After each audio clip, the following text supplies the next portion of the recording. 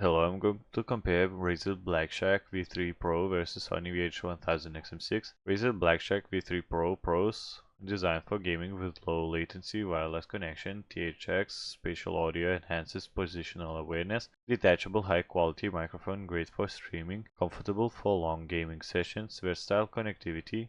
Cons: no active noise cancellation, battery life shorter than Sony's, bulkier than traditional headphones. Sony VH1000 XM6 Pros, best-in-class active noise cancellation, excellent sound quality for music and calls, long battery life about 30 hours, sleek lightweight design, advanced features like speak to chat and 360 reality audio. Cons: not designed for gaming, mic quality is okay but for professional gaming use, more expensive in comparison. So in conclusion, if you want a gaming focused headset with superior mic and positional audio, go for the Razer Blackshark V3 Pro. If your primary use is music, calls and noise cancellation in daily life, the Sony VH1000 is better all-around choice. For gaming plus casual music, the Razer offers better latency and mic. For premium sound and ANC, Sony wins.